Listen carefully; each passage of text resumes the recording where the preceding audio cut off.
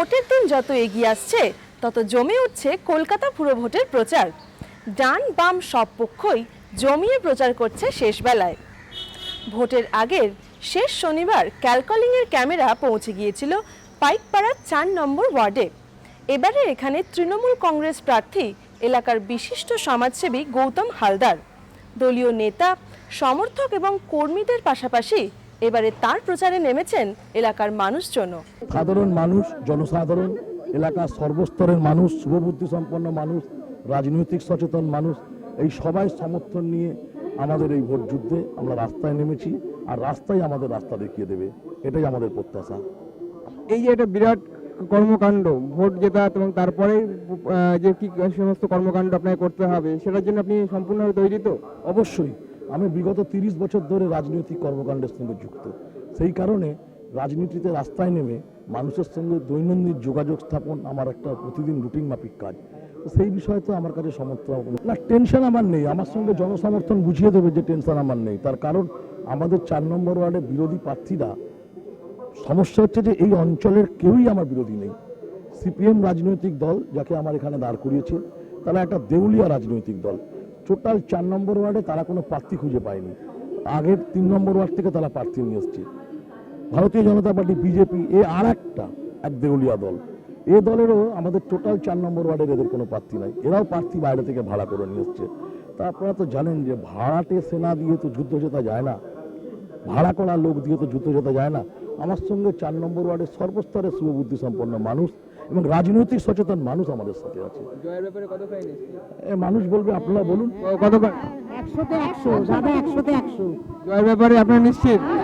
গৌতম হালদার এই এলাকায় এত একটা পরিচিত ব্যক্তি যে সমস্ত রকমের সমাজসেবার মাধ্যমে প্রত্যেকটি লোক গৌতম হালদারকে চেনে।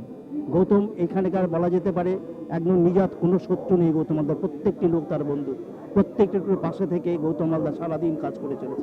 তাই জন্য গৌতম যখন সামনে এসে দাঁড়িয়েছে, প্রত্যেকটি মানুষ, আমরা আশা করব প্রত্যেকটি মানুষ গৌতমকে দুহাত ভরে আশীর্বাদ করবে, জোড়াফুল চিহ্নে করবে। সুতরাং আমরা মনে করি গৌতম 18 তারিখে যখন যুদ্ধে জিতে আসবে, গৌতম যেরকম ভাবে সারা এই 4 নম্বর এরিয়ার জন্য কাজ করে চলেছিল, সেরকম ভাবে কাজ করে চলবে এবং এরিয়ার উন্নত থেকে উন্নততর হয়ে উঠবে। গৌতম সম্বন্ধে বলতে গেলে বলার শেষ হবে না, কারণ প্রত্যেকটা মানুষের জন্য আলাদা আলাদা করে চিহ্নিত করে যার যা প্রয়োজন সেই অনুযায়ী কাজ করে। সুতরাং গৌতমের যে একটা দিক বলা যাবে তা নয়। গৌতম বহু প্রতিভার মানুষ, যে তার প্রতিভা সমস্ত এলাকার মানুষ, এলাকার বাইরের মানুষ যারা পশ্চিমবঙ্গের নাগরিক, তাদের জন্য ওর প্রাণ কাঁদে।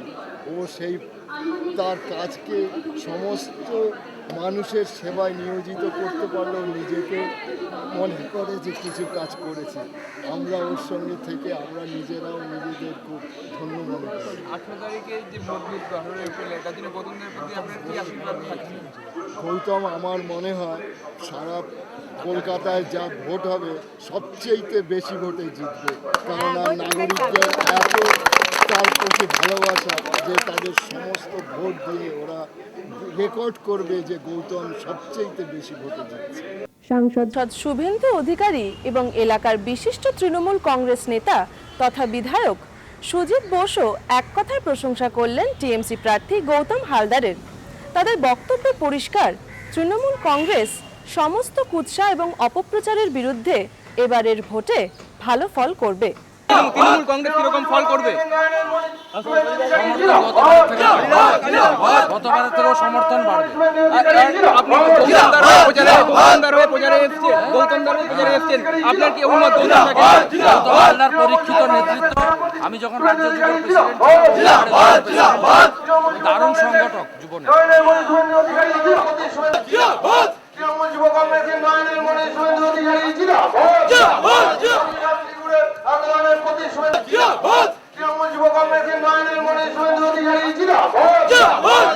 আজকে আমরা মিলিত হয়েছি গৌতম হালদারকে জেতানোর আবেদন নিয়ে।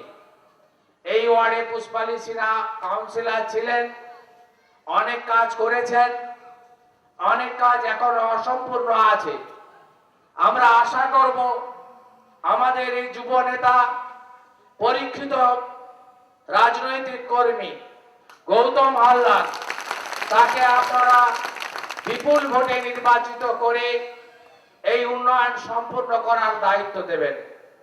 কলকাতা কর্পোরেশনের নির্বাচন হচ্ছে, এই নির্বাচনে যারা প্রতিদিন ডান পক্ষ প্রতিপক্ষ ইত্যাদি বসান, অটো থেকে পড়ে গেল কেন মমতা ব্যানার্জি দায়ী, মাছ বাজারে ঝগড়া হলো কেন মমতা ব্যানার্জি দায়ী, গরম পড়লো কেন মমতা ব্যানার্জি দায়ী, কাল বৈশাখী ঝড় উঠলো কেন মমতা ব্যানার্জি দায়ী।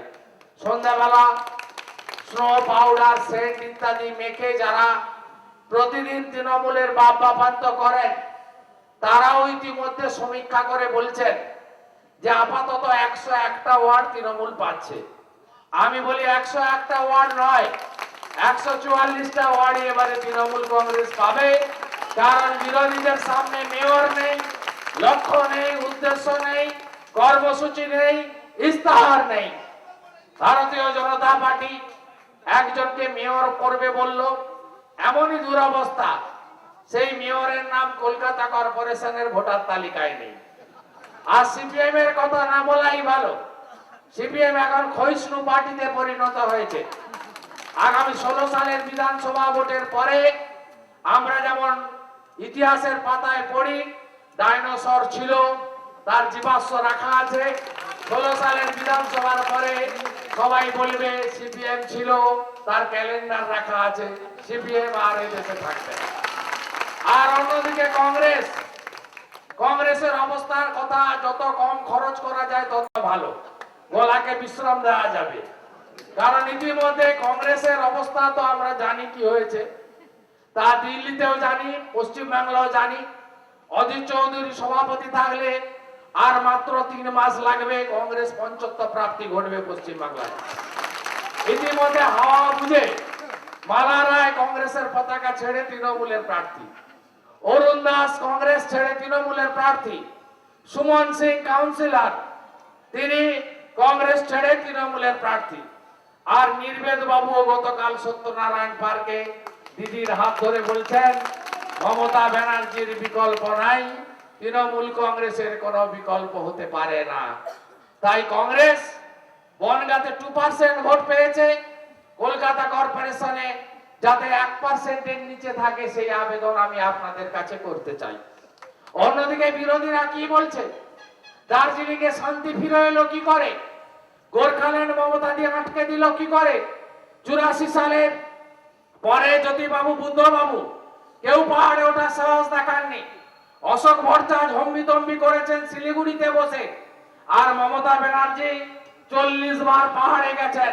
মধ্যবিত্ত বাঙালি পর্যটক প্রিয় বাঙালি পর্যটন নগরী দার্জিলিং, আমাদের সম্পদ, একদিকে দার্জিলিং অন্যদিকে দীঘা মন্দারমণি, এটাই বাঙালিদের প্রিয় আকর্ষণীয় জায়গা। সেই দার্জিলিং এ গোর্খাল্যান্ডের দাবি উঠেছিল সিপিএম এর সময়, সিপিএম এর বন্ধুরা বলেছিল তৃণমূল এলে গোর্খাল্যান্ড হবে, দার্জিলিং কালিম্পং কার্শিয়াং বাংলার বাইরে চলে যাবে। বন্ধু না, গোর্খাল্যান্ড হয়নি, দার্জিলিং এ শান্তি ফিরেছে। আর ভারতীয় জনতা পার্টির লোকেরা একটা এমপি সিটের জন্য গোর্খাল্যান্ডের সমর্থকদের হাত ধরেছে। দার্জিলিং এ আপনারা দেখতে পাচ্ছেন জঙ্গলমহল, পশ্চিম মেদিনীপুর, বাঁকুড়া, পুরুলিয়া, কি ছিল সেখানে নিত্যদিনের রোজ নামচা মৃত্যুর মিছিল। আজকে মাওবাদী মারছে, কালকে হারমাদ মারছে। 2009 সালে 1 বছর মারা গেছে 395, 2010 সালে 1 বছরে মারা গেছে 285, 2011 সালে আমরা ক্ষমতায় আসার আগে নেতাই গণহত্যা সহ মৃত্যুর সংখ্যা হলো 95 জন জঙ্গলমহলে। আর তৃণমূল সরকার আসার পরে 4 বছর হতে আর 1 মাস কিছু সময় বাকি আছে। তৃণমূলের সময় জঙ্গলমহলে মৃত্যুর মিছিল থেমে গেল, মাওবাদীরা হটে গেল, হারমাদরা পালিয়ে গেল। কি করে হলো এই শান্তি জঙ্গলমহলে? 2003 সালের পরে কোন নেতা মুখ্যমন্ত্রী জঙ্গলমহলে যাননি। আর মমতা ব্যানার্জি 30 বার জঙ্গলমহলে গিয়ে রাত্রি যাপন করেছেন। পুরুলিয়ার অযোধ্যা পাহাড়, বান্দোয়ান, বলরামপুর, বাঘমুন্ডি, বাঁকুড়ার মুকুটমণিপুর, ঝিলিমিলি থেকে রায়পুর, রানীগঞ্জ, সিমলাপাল, পশ্চিম মেদিনীপুরে বেলপাহাড়ি, লালগড়, শালবনী, নয়াগ্রাম, সর্বত্র মুখ্যমন্ত্রী পৌঁছে গেছেন। কি নিয়ে পৌঁছেছেন? অস্ত্র নিয়ে, জঙ্গলমহলে অত্যাচার নিয়ে।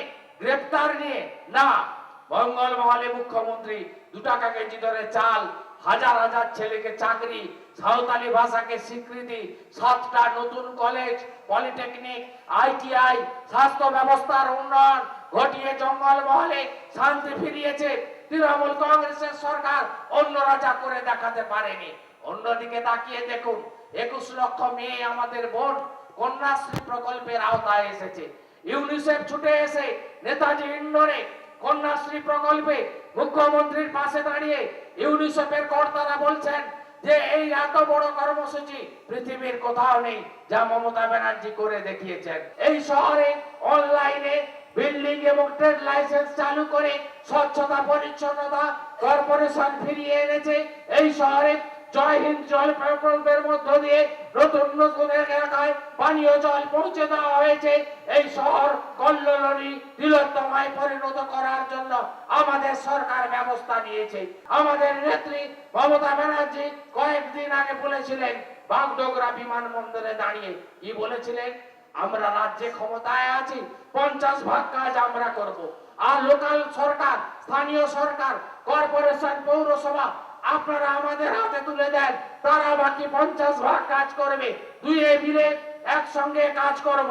আপনারা যখন গৌতম হালদারকে ভোট দিতে যাচ্ছেন তখন এলাকার MLA কে তৃণমূল কংগ্রেসের, MP কে তৃণমূল কংগ্রেসের, রাজ্য সরকারকে তৃণমূল কংগ্রেস। তাই এই সময়ে যদি অন্য কোথাও ভোট দেন, অন্য কোনো প্রার্থী নির্বাচিত হয়, উন্নয়ন বাধাপ্রাপ্ত হবে। উন্নয়ন কখনো এগিয়ে যেতে পারে না। বিরোধীদের উন্নয়ন নিয়ে কিছু বলার নেই। বিরোধীরা কি বলছে? বলছে চিট ফান্ড। এই চিট ফান্ডে নাকি তৃণমূলের লোকরা যুক্ত। বলছে CBI, ED ভয় দেখানো হচ্ছে আমাদেরকে। আজকে বলুন, আপনারা এই রাজ্যে চিট ফান্ডের প্রবর্তক কারা? লাইসেন্স কে দেয়? Corporate affairs ministry, central government. নিয়ন্ত্রণ করার কথা কাদের? সেবি, কেন্দ্রীয় সরকারের।